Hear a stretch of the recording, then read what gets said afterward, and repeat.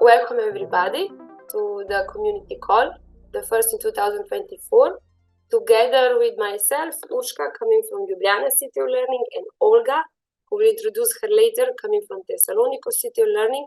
We both participated in the Value and Recognition of Youth Work Conference that took place in Zagreb in December 23.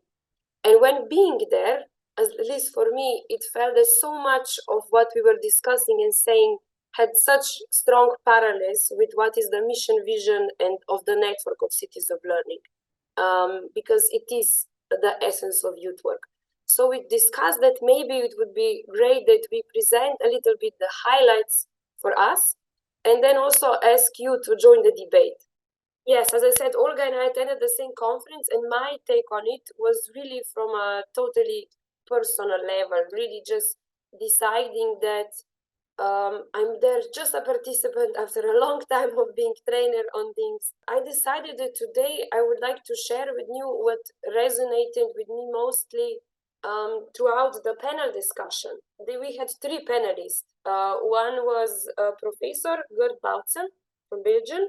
Then we have researcher Giselle Evrard and policy expert from Croatia, Marko Kovacic. And I was really inspired by the discussion they had, also led by our colleague Snežana. And these four are the impressions I decided I would love to share with you and also get your opinion on it. So one thing is that, speaking of the four recognitions, so the self, meaning us, the social, being others around us, political, which is seen in policies and practices, and then formal, in concrete value recognition on a formal level, one cannot exist without the other. I think the graph that Olga said spoke a lot. So youth work is in itself contextual and it is political. It's not happening in a vacuum. So what is the system calling youth work to do? Where do we feel the calling on what to do and where to do it? Another very important message for me was kind of talking about going back to basics. So what is the core role of youth work? Core role of youth work today, like in this fast and changing world, is youth work what it used to be? Did it change? In what way did it change? And here you could hear in conversations, in panelists, that maybe too much sometimes we talk about youth work being one way 20 years ago and one way today, because the core remains the same. It's supporting youth, giving them safe space. If that space is a youth center, youth organization, a school, or a digital space, the core way why we do what we do and how we approach things remains the same. But maybe the environments in which we can practice youth work, in which we can approach young people or young people find us, is maybe more diverse. Another thing really interesting to me was that many of the panelists talked about focusing on social recognition. I think even some comment from the audience was that maybe we need a lobbyist. Youth sector in Europe and in the world needs a lobbyist, someone who can get us in the meeting, present us our value, our mission, and everything. But how to do that, you know? And there were three things that stuck with me, which was who is this society that we are addressing? Who do we want recognition from? Because maybe our national realities are slightly different. Who do we want that is the person who presents youth work? Do we need this one person, this one, I don't want to say the word, but influencer? Do we want to share the variety that we are? Do we want to have the profession being known, the practices being known? So who is the society we present youth work to?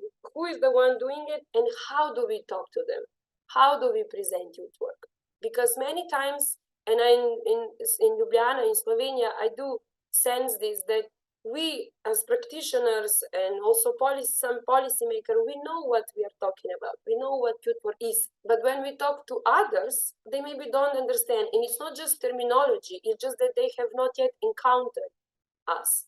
So also our messaging and our discussion has to change so that they understand. And the fourth one, which is maybe appropriate for the situation happening in the world right now, is that youth work very often is the one who helps in crisis situation, who addresses, who is there, who is vigilant, who is active, who is quick, who is flexible enough to adjust. We saw that in the time of epidemic of COVID. We see now this in the time of war happening.